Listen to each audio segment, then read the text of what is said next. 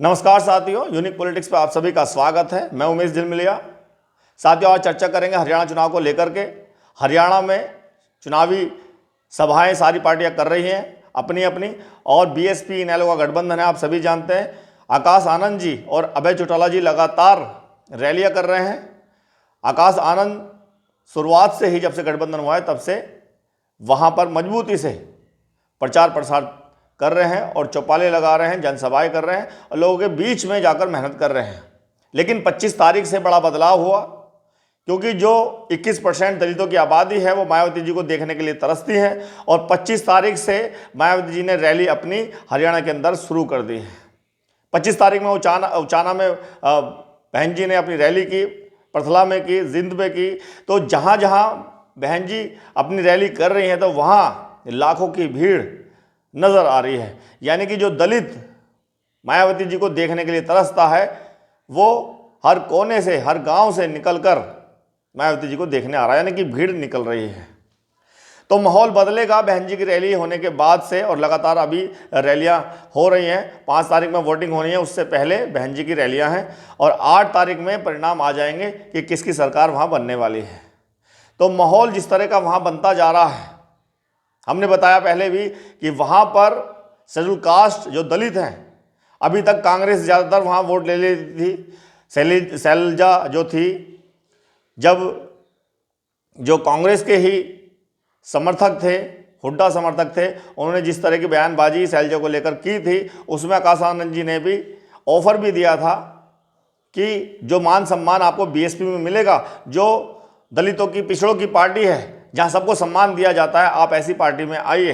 वो ऑफर भी आकाश आनंद जी ने शैलजा को दिया था, क्योंकि कांग्रेस उन्हीं के बलबूते जो वहाँ के दलित हैं उनकी वोट को लेती आई है। लेकिन वो कहते हैं कि मानसिकता नहीं बदलती। चमचागिरी करने के लिए अगर कहीं फ़ायदा होता है तो बहुजन समाज के लोग वहाँ चले जाते हैं। और काशी राम जी ने एक किताब भी लिखी है ऐसे लोगों के लिए, चमचा युग, कि एक चमचा युग आएगा जिसमें बहुजन समाज के लोग अपने फ़ायदे के लिए, वो समाज का हित नहीं देखेंगे, वो सिर्फ अपना फ़ायदा देखेंगे, अपने परिवार का फ़ायदा देखेंगे, और वो चमचे कहलाए जाएंगे। ऐसे बहुत सारे नेता हैं। चलिए, ये कहने की बात नहीं है, जो जा रहा है, जो जहाँ रहता है, उन्हें अपनी राजनीति करती रहनी चाहिए। लेकिन शैलजा कुमारी जी को जो ऑफ़र दिया था, अगर वो उस ऑफ़र में मान जाती और बहुजन समाज पार्टी में शामिल हो जाती तो उनके लिए बहुत ही बड़ी बात होती है। और आने वाले समय में हमने जैसे बताया था कि हरियाणा शायद उन्हीं के अंडर में हो जाता पूरा का पूरा।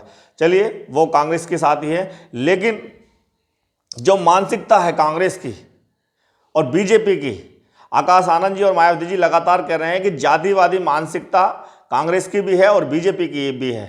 और जो जातिवाद से ऊपर उठकर विकास चाहते हैं, रोजगार चाहते हैं, शिक्षा चाहते हैं, वो इन दोनों पार्टियों से दूर हैं। यानी कि वहाँ के जितने भी लोग हैं, बहुजन समाज के जो लोग हैं, वो इस बार विकास पे वोट देंगे, और जातिवादी जो पार्टियां हैं उनको सत्ता से बाहर कर देंगे या सत्ता में आने नहीं देंगे। और वहाँ आकाश आनंद ने ये भी कहा, बहन जी भी लगातार अपनी रैलियों में कह रही है कि ये दोनों जातिवादी पार्टियां हैं।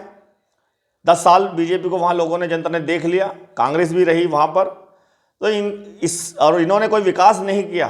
तो अब जो मुद्दे हैं, जो बहुजन समाज के लोग हैं वहाँ पे, पिछड़ी जाति के लोग हैं, जो जाट भी हैं, उनके जो मुद्दे हैं, जैसे बेरोजगारी हो गया, शिक्षा हो गया, ग्रामीण क्षेत्रों में जो विकास नहीं हुआ, तो मुद्दों पे इस बार वोट दी जाएगी।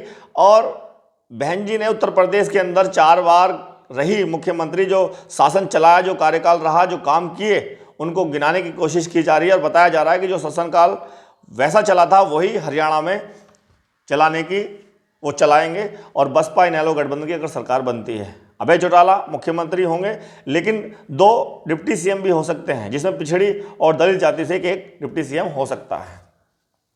तो ग्राउंड रिपोर्ट है, ग्राउंड पे जाकर काम कर रहे हैं आकाश आनंद, और लगातार ये बात समझाने की कोशिश कर रहे हैं जनता को, क्योंकि जनता के बीच में बड़े नेता नहीं जाते ज़्यादातर, लेकिन आकाश आनंद जिस तरह से जा रहे हैं उससे माहौल बन रहा है। और आकाश आनंद जी जो ग्रामीण क्षेत्रों में घूम रहे हैं, लोगों के बीच जा रहे हैं, पिछड़ी जाति के बीच में जा रहे हैं, और जो जाट हैं वो भी पूरा उनका साथ दे रहे हैं। तो यानी कि ये दलित और जाट का एक गठबंधन बना है, और वहाँ के लोगों ने, वहाँ के जाटों ने इस बात को कहा है, जो इनेलो के साथ हैं, कि दलित और जाट पहले से एक रहे हैं, एक थाली में खाया है, कभी जातिवादी मानसिकता जाटों की नहीं रही, और इसीलिए ये गठजोड़ हुआ है। तो दोनों मिलकर सरकार वहाँ बनाएंगे, ये कहना वहाँ के जाटों का भी है, और यही इस तरह का माहौल वहाँ बनाने की कोशिश भी की जा रही है।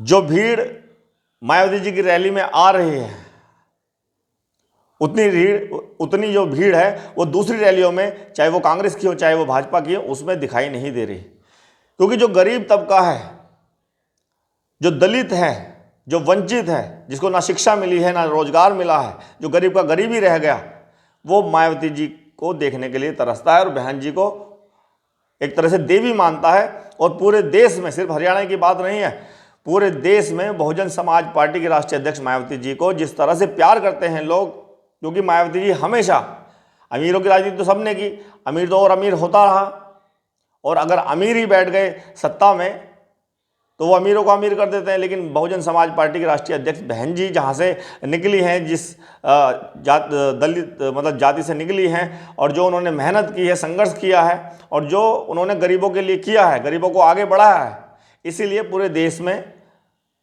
जो गरीब लोग हैं वो उनको पसंद करते हैं। और दलित का मतलब, मैंने पहले भी कहा कि दलित का मतलब सिर्फ शेड्यूल कास्ट, शेड्यूल ट्राइब नहीं है। दलित का मतलब वो हर एक व्यक्ति है जो गरीब है, चाहे वो सवर्ण में हो, चाहे वो जो ओबीसी में हो, चाहे वो एससी में हो, चाहे वो एसटी में हो, कोई भी गरीब है जो किसी ना किसी चीज़ से वंचित है, जो शिक्षा से वंचित है, जो रोजगार से वंचित है, वो सारे के सारे दलित ही हैं। और दलितों की राजनीति हमेशा मायावती जी करती हैं। जो दलित हैं उनको ऊपर पहुंचाने का काम मायावती जी ने हमेशा किया है। तो 4 बार रही मुख्यमंत्री उत्तर प्रदेश में, वही कार्यकाल हरियाणा में चलाने की बात कही जा रही है। अगर सत्ता आती है तो वो ऐसा काम करेंगे। तो अब सत्ता वहां किसकी आ सकती है? वहां यह बताया जा रहा था कि जो कांग्रेस है वहां फाइट में है, बढ़िया फाइट में है, और बीजेपी बहुत डाउन है। वहाँ की जनता का जो माहौल बन रहा है, वहाँ तो ये कहा जा रहा है कि बीजेपी को तो सत्ता से बाहर वहाँ करना ही है। लेकिन फिर जो कांग्रेस है, कांग्रेस फाइट में है, और इनेलो और बसपा गठबंधन का माहौल अच्छा चल रहा है। इसका मतलब ये सीटें लेकर जाएंगे। अभी तक यही समीकरण सामने आ रहा है कि वहाँ कोई भी पूर्ण तरह से सरकार नहीं बना रहा, यानी कि पूर्ण बहुमत की सरकार किसी की भी नहीं है। 90 सीटें वहाँ पर हैं, 45 दूनी 90, यानी कि 46 सीटें चाहिए सरकार बनाने के लिए। बहुमत के लिए 46 सीटें 90 में से, यानी कि आधे का एक ज़्यादा सीट कम से कम चाहिए होती है बहुमत के लिए। तो 46 सीटें जिसकी होंगी वहाँ वो सरकार बना लेगा। लेकिन अभी तक का जो समीकरण है वहाँ ये बताया जा रहा है कि वहाँ त्रिकोणीय मुकाबला है, और त्रिकोणीय मुकाबले में बसपा, इनेलो गठबंधन और कांग्रेस और बीजेपी ये हैं। वहाँ पे जो अलग अलग चुनाव लड़ रहे हैं, चाहे वो समाजवादी पार्टी, चाहे वो आम आदमी पार्टी हो, वहाँ पर उनका कोई भी सीट नहीं नज़र आ रही, वहाँ कोई उनका वजूद नज़र नहीं आ रहा। दूसरा, जो जेजेपी बीजेपी के साथ पूरे 5 साल काम किया उन्होंने, अब वो अलग हो गए उनसे, क्योंकि उनको पता लगा कि बीजेपी के तो खिलाफ लोग हैं, बीजेपी की जो रणनीति है उससे किसान परेशान हो गए।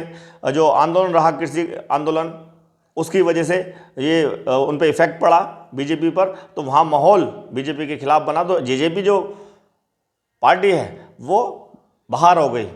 पूरे 5 साल तो लगभग रही, लेकिन एंड टाइम पे वो बाहर हो गई। अब वो अलग चुनाव लड़ रही है, लड़ किसके साथ रही है? चंद्रशेखर आज़ाद के साथ। लेकिन जेजेपी और चंद्रशेखर आज़ाद वहाँ पर किसी भी फाइट में नज़र नहीं आ रहे। बस 3 ही त्रिकोणीय मुकाबला वहाँ चल रहा है। इन त्रिकोणीय मुकाबले में किसी का भी बहुमत वहाँ नहीं आ रहा, और सरकार वहाँ पर किसकी बनेगी ये 8 तारीख में पता चलेगा, क्योंकि बिना समर्थन के किसी के भी वहाँ सरकार नहीं बन सकती। 5, 10 या 15 सीटों का अंतर हुआ तो जिसके पास होगी वो किंग मेकर रहेगा, किंग बनाने का काम करेगा। एक सीट वाला किंग बना सकता है, किंग मेकर हो सकते हैं 2-2 सीट वाले, तो किंग मेकर भी हो सकते हैं, निर्दलीय हो सकते हैं, चाहे जेजेपी के भी हो सकते हैं, उसमें 1-8 सीट आ जाए। लेकिन मेन भूमिका में इनेलो बसपा गठबंधन हो सकता है। वैसे तो दावा ये किया जा रहा है आकाश आनंद जी की तरफ से कि पूर्ण बहुमत की सरकार इनेलो गठबंधन यानी बसपा गठबंधन बनाएगा। पूर्ण बहुमत की सरकार 45 से ज़्यादा सीट लेकर आएंगे, पूर्ण बहुमत की सीटें वहाँ पर सरकार बनाएंगे। और जो उत्तर प्रदेश के अंदर कार्यकाल बसपा ने चलाया था उसकी तरह ही वहाँ कार्यकाल शासनकाल चलाया जाएगा। ये बात आकाश आनंद जी की तरफ से कही जा रही है। अगर उनसे सवाल ये भी पूछा जा रहा है कि चंद्रशेखर आज़ाद का क्या है, तो सीधा सीधा उन्होंने एक जवाब दिया है कि चंद्रशेखर आज़ाद कहीं भी नहीं है। उत्तर प्रदेश में एक सीट है, वो चंद्रशेखर आज़ाद की खुद की है, और वो ये भी कह रहे हैं कि उनको ऊपर से खड़ा किया गया जिससे कि बसपा की वोट को काटा जाए। देखिए 8 तारीख में क्या होने वाला, लेकिन माहौल बड़ा अच्छा है। ज़्यादा समय नहीं बचा, 5 तारीख में वोटिंग हो जाएगी। उससे पहले ताबड़तोड़ रैलियां अब बीजेपी और कांग्रेस ने भी करनी शुरू कर दी हैं, लेकिन सबसे ज़्यादा यानी सबसे पहले से प्रचार जो है वो बसपा इनेलो गठबंधन का चल रहा है। आकाश आनंद जमीनी स्तर पर काम कर रहे हैं। इस बार कुछ अच्छा कुछ बढ़िया होने वाला है हरियाणा में। बहुत बहुत धन्यवाद, नमस्कार।